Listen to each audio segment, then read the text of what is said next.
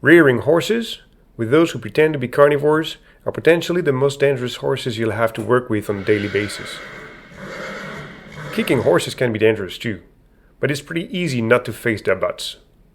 When you're holding the leading rope, their front legs are not that far, and they can quickly jump and hit you. In this video, I show you how to recognize the signs the horse sends you before he actually rears. And I explain how you can anticipate and be ready to do the right thing at the right moment. Most horses who develop that dangerous habit to rear will actually warn you before. First, horses who don't pay attention to you are the most prone to rear. They get annoyed by your presence and tell you so by shaking the head violently, by pawing the ground, and by raising their head high, neighing to their friends around. The next step is logical. The body follows the head as high as possible, and they rear. The most disrespectful may try to charge you at the same time. So, first of all, if you don't feel comfortable around such horses, please call a professional. Let him or her fix the problem, and learn how to prevent that behavior in the future. If you think you can handle the situation, here's the trick. We'll use the horse's biomechanics against him. It's super easy actually. A horse whose head is bent sideways can mechanically not rear. That's it.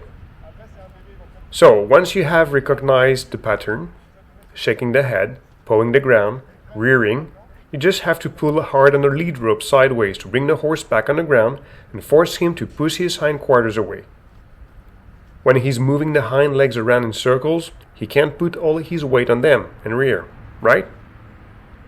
Many people will find themselves and their horses excuses rather than fixing the problem, because that's not easy to handle when you don't know how. But letting a horse rearing all the time and explaining that it's because of his temper, or his breed, or his hot blood, or his age, or whatever, first, it's a lie. Second, it's not helping the horse, who might become more and more dangerous until no one can handle him and decision is made to get rid of him. So, if you have to deal with such a horse, don't find him excuses. Just learn how to deal with such behavior or find help with someone who knows.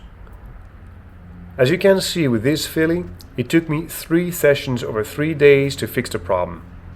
Uncut videos of the working sessions are available on my website and channel. I put the links in the description. She tries hard to impress me by rearing as much as she can, by crowding me, and by doing everything she can to avoid me and get back to the pasture.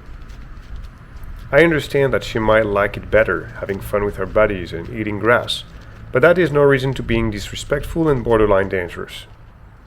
So, you can't see me backing her up all the time, as I need to teach her boundaries. She cannot come into my safety bubble, and whenever she wants to get rid of the pressure by rearing, I pull sideways, bring her feet down on the ground, and back her up even more. Gradually, I do my best to dial down her level of energy, so we can start to talk to each other. And every time she does what I asked, I release pressure and I pet her.